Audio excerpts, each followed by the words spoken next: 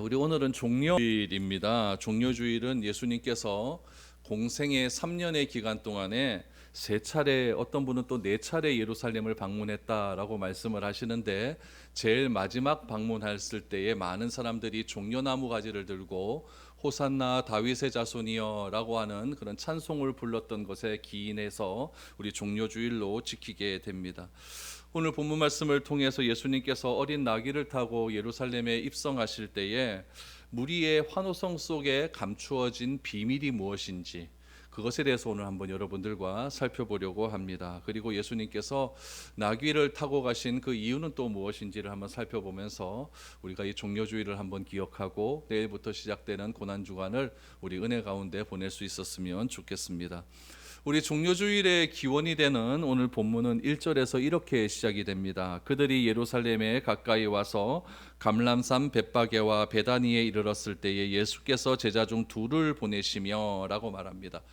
감람산은 우리가 올리브산이라고도 이야기해요. 감람나무에 올리브 기름이 많이 나오지 않습니까? 그래서 올리브산이다라고도 이야기를 하고, 감람산은 예루살렘 동쪽에 있습니다. 예루살렘도 성도 한 798m, 감람산도 820m 정도 되기 때문에 굉장히 높은 산이라고 할 수가 있죠. 남북으로는 한 4km 이렇게 이어진 큰 산이라고 말할 수가 있습니다. 오늘 1절 말씀을 보시면 예수님께서 예루살렘에 가까이 왔었을 때에 감람산 근처에 벳바게와 베다니에 이르렀다라고 하는 두 개의 도시의 이름이, 마을 이름이 나옵니다. 베다니라고 하는 마을은 예루살렘에서 동쪽으로 여리고 쪽으로 한 3km쯤 가면 위치한 그러나 작은 마을이고, 벳바게는 오늘 지명이 어디 있는지 정확하지는 않습니다. 정확하지는 않지만은 예루살렘에 가까이 왔을 때 베다니와 벳바게 두 개가 있었다라고 하는 것으로 보아서 그렇게 멀리 떨어진 그런 지명은 아니었을 것으로 이렇게 추측이 됩니다. 예수님께서는 십자가를 지실 때가 왔다는 것을 이제 아셨습니다. 하나님의 때가 이제 왔다라는 것을 아시고 마지막으로 예루살렘을 방문하기 위해서 그렇게 길을 걸어가고 계십니다. 예루살렘 방문에 누가 같이 동참을 했느냐? 제자들이 동참했다라고 성경은 기록합니다. 이때는 언제였느냐? 6월절이 얼마 남지 않았을 그때였습니다. 6월절이 되면 이스라엘 전역에서 유대인들이 예루살렘으로 몰려들기를 시작을 합니다. 순례를 한다라고 말을 하죠. 그래서 모든 사람들이 특별히 6월절에는 예루살렘에 와서 또 제사를 드리면서 하나님께 감사하는 그런 절기를 지키게 됩니다. 근데 이번 6월절 순례 얘기는 뭔가 좀 다릅니다. 그 일은 무엇이냐면은 유대인의 생각 속에 이 요번에 예루살렘에 가면은 이 예수라는 사람을 만날 수 있을지도 모르겠다. 왜냐하면 이 예수라는 사람이 그동안 너무나 놀라운 기적들을 많이 행했기 때문에 이 예수가 우리가 바라는 메시아는 아니겠는가라고 하는 그런 기대감이 있기를 시작했다는 것이죠. 오늘 예수라는 인물이 그동안 들어보지 못했던 가르침을 통하여서 또 기적을 통하여서 많은 사람들에게 놀라움을 주었는데, 그 놀라움을 준 그 사람은 과연 누구인가에 대한 의문이 굉장히 들기 시작했던 것이죠. 우리가 오늘 읽었던 마가복음에는 그런 내용들이 나오지 않는데 누가복음에 보면 그런 내용들이 나옵니다. 누가복음 19장 37절 말씀을 보면, 이미 감람산 내르막길에 가까이 오시며 제자의 온 무리가 자기들이 본 바 모든 능한 일로 인하여 기뻐하며 큰 소리로 하나님을 찬양했다라고 말을 합니다. 여러분, 여기서 우리가 주목해야 될 것이 어디였냐면은 제자의 온 무리가 자기들이 본 것 모든 능한 일 기적을 목격했기 때문에 뭐하였다? 큰 소리로 기뻐하며 하나님을 찬송했다라고 기록을 하고 있습니다. 그러면 그들이, 제자들과 그 온 무리들이 목격한 것은 과연 무엇이었을까요? 예수님께서 예루살렘으로 올라가시기 직전에 있었던 이 두 가지 사건에 우리가 좀 주목을 해 보아야 될 필요가 있습니다. 예수님께서 예루살렘으로 올라가시기 전에, 마지막으로 올라가시기 전에 있었던 두 가지 사건은 무엇이었냐면은, 첫 번째는 베단이라는 동네에서 나사로라고 하는 그런 사람을 살리신 사건이었습니다. 요한복음 11장 43절에서 44절 말씀을 보시면, 이 말씀을 하시고 큰 소리로 나사로야 나오라 부르시니 죽은 자가 수족을 배로 동인채로 나오는데 그 얼굴은 수건에 쌓였더라. 예수께서 이르시되 풀어놓아 다니게 하라 하시니라 라고 말씀을 하셨습니다. 나사로를 살리신 이 사건 때문에 예수가 도대체 누구냐라고 하는 그런 궁금증들이 더욱더 유대인들에게 많아졌다라는 이야기죠. 유대인들의 그 당시 전통에 따르면 어떤 전통들이 있었냐면은 죽은 자를 살릴 수 있는 자는 과연 누군가?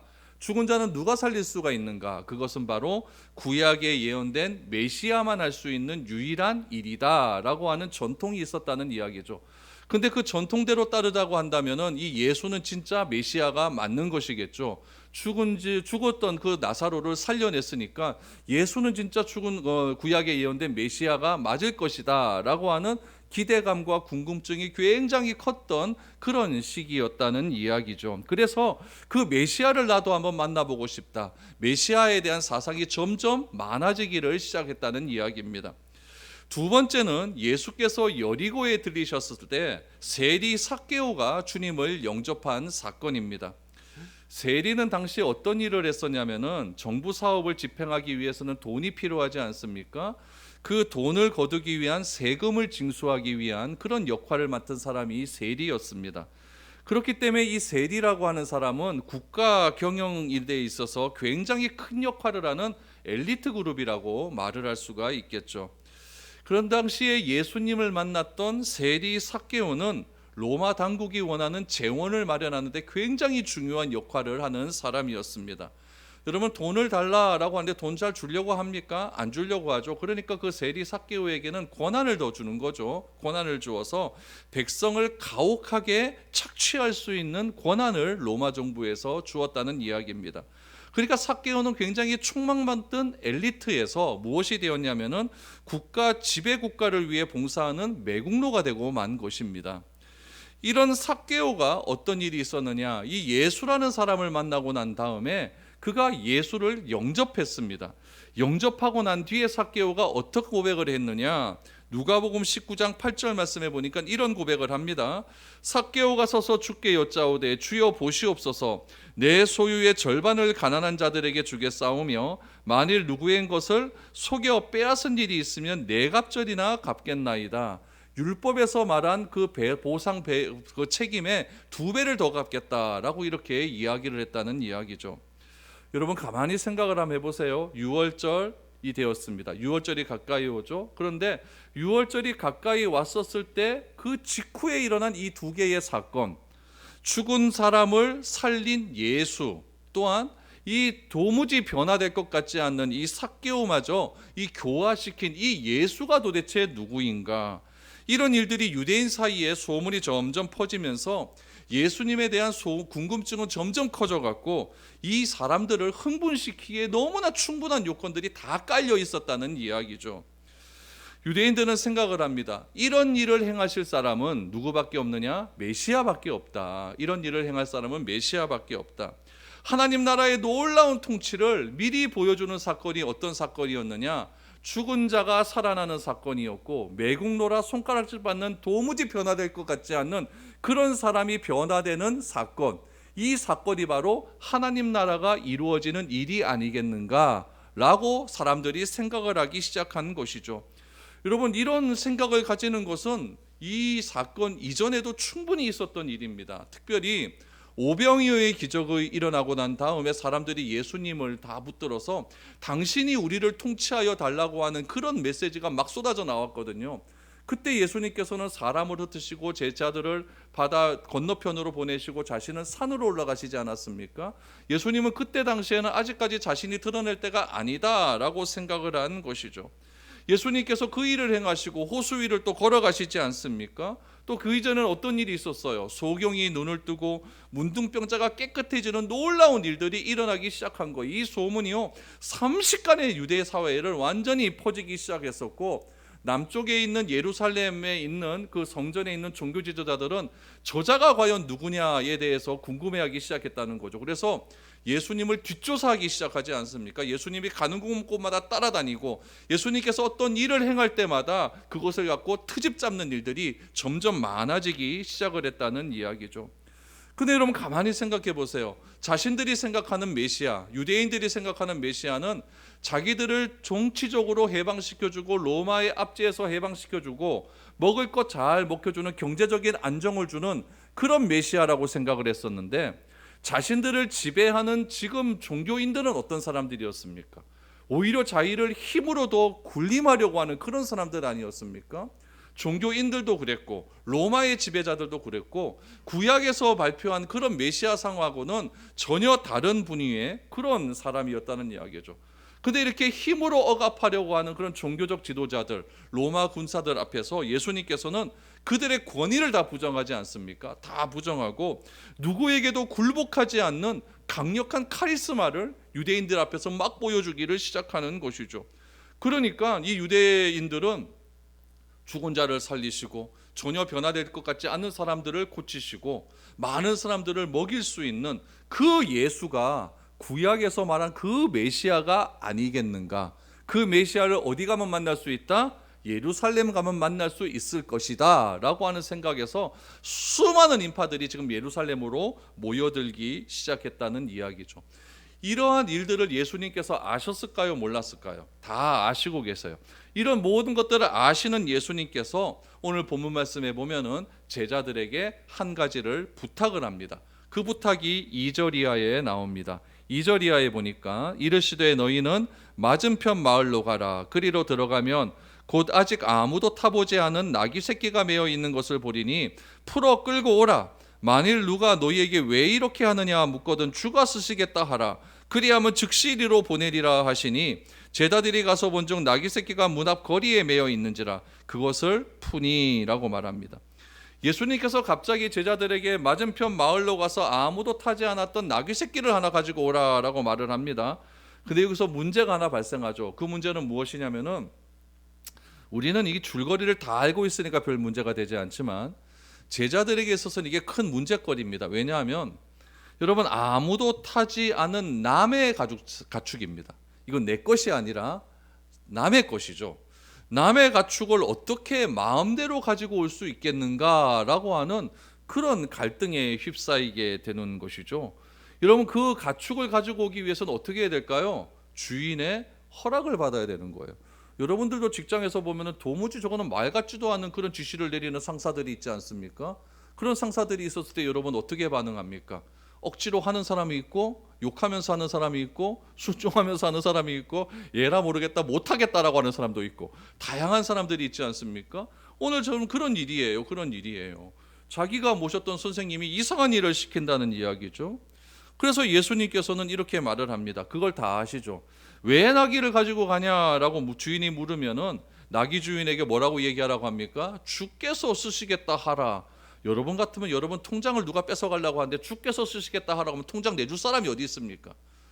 아무도 없습니다. 그건 줄 사람이 없어요. 그런데 오늘 본문 말씀에서는 주님께서 이건 말도 안 되는 이야기를 시키거든요. 여기서 순종이 나오죠. 제자들이 일단 순종을 하게 됩니다. 그럼 여기서 순종이 누가 제일 먼저 순종을 합니까? 제자들이 순종을 하죠. 순종을 하고 또 나귀 진짜 갔더니 나귀가 묶여 있는 게 있어요. 가지고 가려고 하니까 주인이 왜 가져가? 그랬더니 주가 쓰시겠다 하라라고 하니까 진짜 그 주인도 줘요. 주인도 순종하죠. 또 누구도 순종합니까?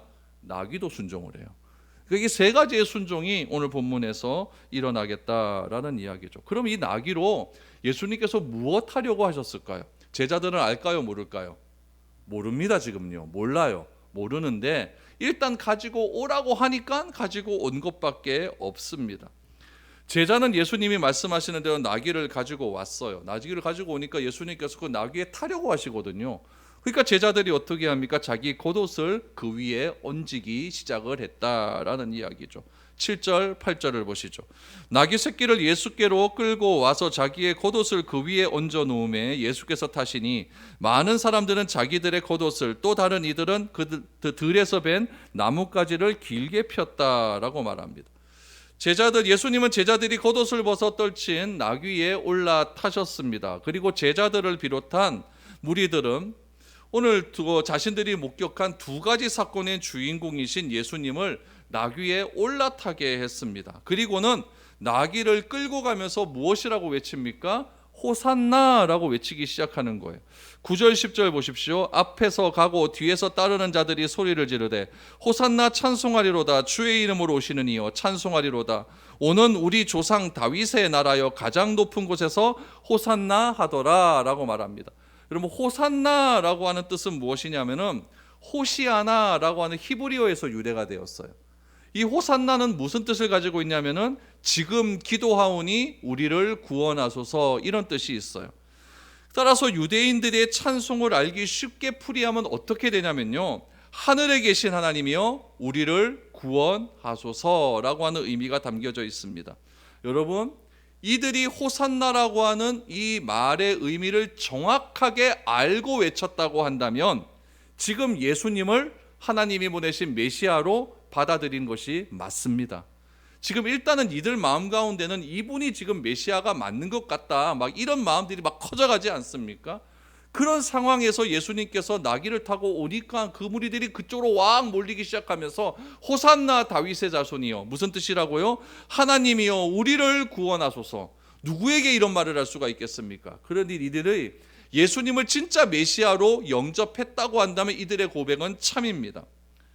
수많은 무리가 예수님께서 나귀를 타고 예루살렘에 입성하시는 예수를 향해 소리 지르며 찬양하며 환호성을 지릅니다. 왜 그렇죠? 이전에 있었던 두 가지 사건 때문에 그렇습니다.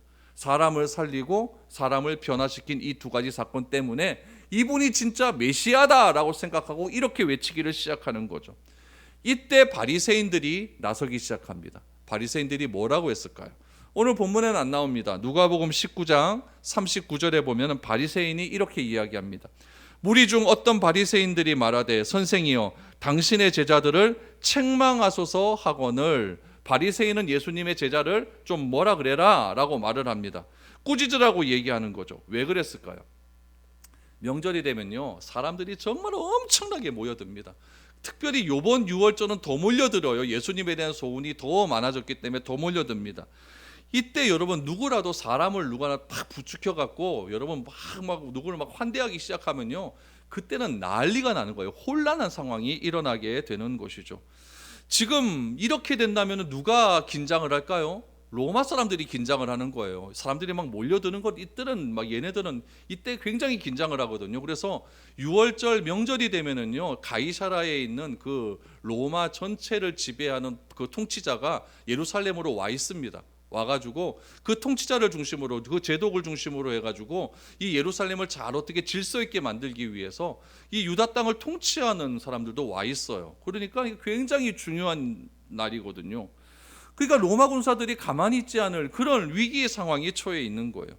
지금 백성들은 누구를 외칩니까? 하나님 우리를 구원하소서라고 외칩니다. 유대인들에게는 메시아 하나님 구원하소서라고 하는 이 그 외침이 종교적인 의미예요. 종교적인 의미겠지만 로마의 군인들이 생각할 때 우리를 구원하소서라고 하는 것은 3.1절날 대한독립 만세예요. 이거와 똑같다는 이야기예요. 그러니까 로마 군인들은 이들을 어떻게 해서든지 흐트러야 된다는 얘기예요. 모인 무리를 빨리 해처시켜야 되는 거예요.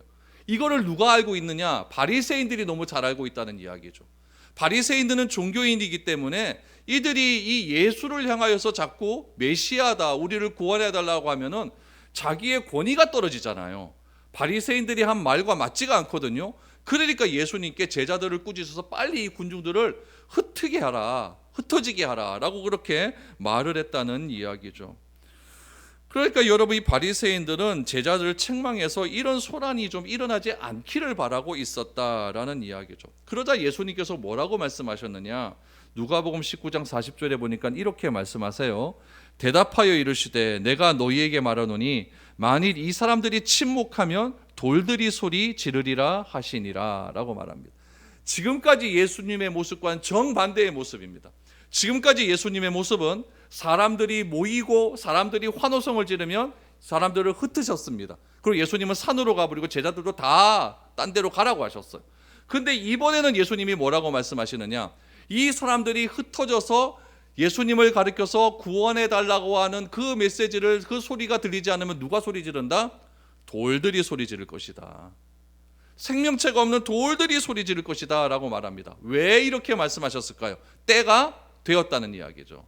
이제 메시아로서 자기가 드러낼 때가 되었다는 것을 이렇게 당당하게 말씀하셨다라는 이야기죠. 그래서 이것은 그들이 부르는 찬송은 너무나 당연한 것이고, 한 걸음 더 나아가서 이 찬송은 온 세상 피조물들이 불러야 될 찬송이다라는 것을 바리새인 앞에서 당당하게 선언하셨다라는 이야기죠.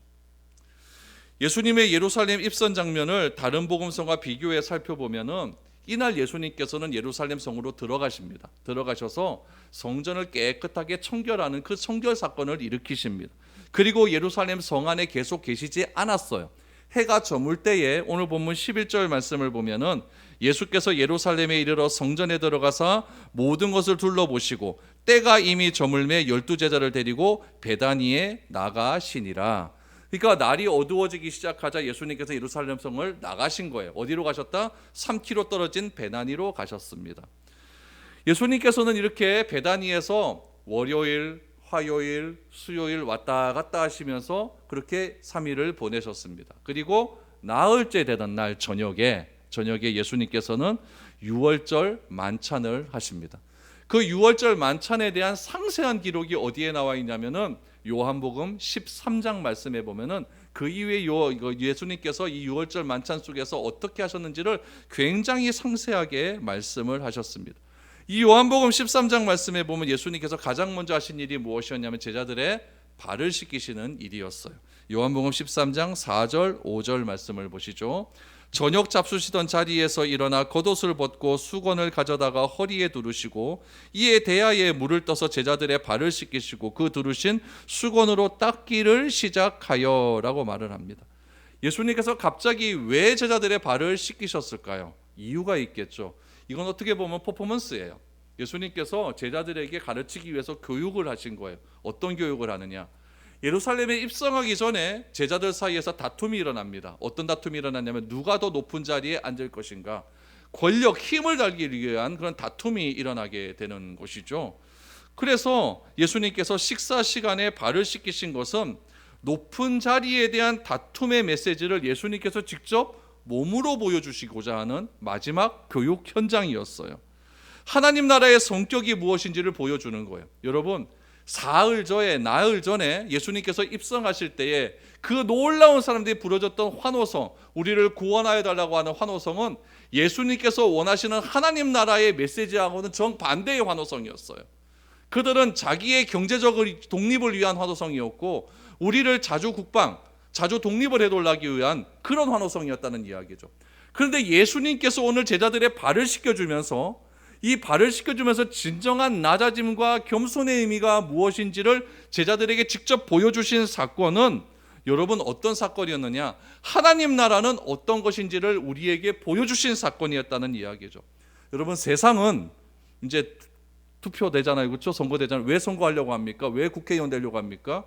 되면은 힘이 생겨요. 힘이 있고 권력이 있기 때문에 그 힘과 권력으로 자기를 나타낼 수 있기 때문에 그렇습니다. 세상은 다 그렇게 움직입니다. 세상은 힘이 있고 권력을 가지고 나라를 움직이려고 통치려고 합니다. 세상의 권력을 가지고 타인을 굴복시키려고 하죠. 두렵게 만드는 힘이 어디에서 나온다? 권력의 힘으로 나오는 거예요. 그러나 주님께서 보여주신 힘은 무엇이냐? 세상의 권력과 다름을 우리에게 보여주시고 있다는 이야기죠.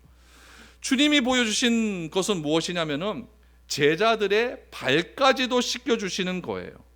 제자들은 누가 더 높은 곳에 앉을 것인지, 그래서 서로 다투는 제자들에게 더욱 낮아질 것을 가르쳐 주시고 있다라는 이야기죠.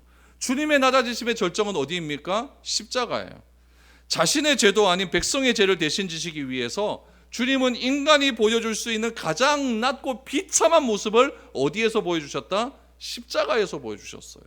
본문에서 여러분 주님의 모습을 보면 어떤 생각이 드십니까? 드디어 예수님께서 왕으로서 사람에게 등장하셨다, 이런 생각이 드십니까? 이런 생각이 드시면 조금 여러분 오해하고 있는 거예요. 예수님을 왕으로 환호하며 찬송하는 무리 속에서 나귀 새끼를 타고 입성하는 예수님의 모습을 한번 상상해 보시기를 바랍니다. 우리는 여러분 사람이 나를 위해서 환호성을 지르고 찬송하면요 어깨가 우쓱우쓱 올라갑니다. 내가 다 이룬 것 같은 그런 느낌이 드는 거예요. 예수님을 향하여 백성들은요 메시아라고 부릅니다. 우리를 구원해달라고 이야기합니다. 당신은 우리의 왕이라고 그렇게 외치기 시작합니다. 그런 모습 속에서 예수님은 어떻게 하기를 원하느냐? 더 낮아지기를 원하시고 있는 거예요. 열렬하게 환호성을 지르는 백성의 소리에도 나귀 새끼를 타고 성문으로 들어가는 기가 막힌 모습이 오늘 본문에 등장하고 있는 거예요. 당시에 나귀 새끼는요 리무진입니다. 리무진. 대통령이 타는 차예요. 솔로몬도 자기가 왕위에 올라갈 때에 나귀 새끼를 타고 예루살렘 성전으로 올라갑니다. 그러니까 왕이 탈 수 있는 최고의 운송수단은 뭐냐? 이 나귀였어요. 압살롬도 노새 나귀를 타지 않습니까? 그런 예수님께서 왕으로 등장을 하시는 거예요. 등장을 하시는데 자신은 그것을 더 낮아지심의 이유로 보여주고 있는 겁니다. 우리는요 왕 대신 주님을 찬송하기는 쉽습니다. 그곳에 모인 사람처럼 소리를 지르며 찬송하는 것은 어렵지가 않아요. 그러나 이 열광은요 세속적인 왕의 개념에 도취된 결과입니다. 오늘날도 여러분 유명한 지도자가 하나 와보십시오. 얼마나 사람들이 몰려듭니까? 그러면서 그 사람의 이름을 부르면서 환호성을 지르지 않습니까? 똑같은 일들이 지금 오늘 이 장면에서 일어나고 있는 겁니다. 내가 권력을 손에 쥐었다고 열광하는 군중들의 외침인 거예요. 그러나 주님께서 보여주신 십자가의 길은요 이 세속적인 왕의 개념과는 전혀 다른 개념입니다. 영광 이전에 뭐가 있어야 된다? 낮아지심이 있어야 되는 것이고, 높아지기 전에 뭐가 있어야 되느냐? 고통이 있어야 된다는 이야기예요. 이 환호성 이전에 자신의 모든 것을 내려놓기를 위한 고뇌함이 오늘 본문 예수님 말씀 속에 있다는 이야기죠. 높임을 받기 전에 세상의 그 누구보다 낮아져야 되고, 칭찬을 받기 이전에 사람의 비난과 멸시를 경험해야 된다는 이야기입니다. 영광을 얻기 전에 조롱의 소리를 들어야 합니다. 이것이 바로 주님께서 장차 영광의 왕으로 등극하는 우리와 전혀 다른 모습이라는 이야기예요. 하늘의 영광을 버리시고 십자가에서 자신의 생명을 고통스럽게 내어놓기 위해 이 땅에 오신 주님의 마음을 따르기는요 결코 쉬운 일이 아닙니다. 그러나 분명한 사실은 우리가 이 땅에서 세상을 섬기는 마음과 자세를 가지고 살아가기를 주님께서는 오늘 이 시간도 우리에게 원하시고 있다는 이야기입니다. 그래서 예수님은 마지막 식사 자리에서 제자들에게 발을 씻기시고 제자들의 권력을 놓고 싸운 것을 뭐라고 하신 것이 아니라 몸소 행동으로 보여주시는 거예요. 여러분, 우리가 이런 마음을 가지고 살아가는 것이 쉬울까요? 그러나 주님께서 먼저 승리하며 가신 이 길을 우리는 주님을 바라보면서 그렇게 한 걸음 한 걸음 걸어가는 겁니다. 사도 바울은 이런 주님의 모습을 무엇이라고 이야기하냐면은 부활의 첫 열매라고 하셨어요. 이런 사건이 있기에 예수님께서 부활하셨다라는 이야기죠. 먼저 걸어가셔서 그 길이 진리의 길임을 증명해 주셨다는 이야기입니다. 예수님께서 어린 나귀를 타시고 예루살렘에 입성하실 때에 많은 무리들은 예수님의 입성을 바라보며 환호성과 찬송을 불렀습니다. 그 환호성과 우리를 구원해달라고 외쳤던 그 사람들이 예수님을 십자가에 못 박으라고 외쳤던 그들이었습니다.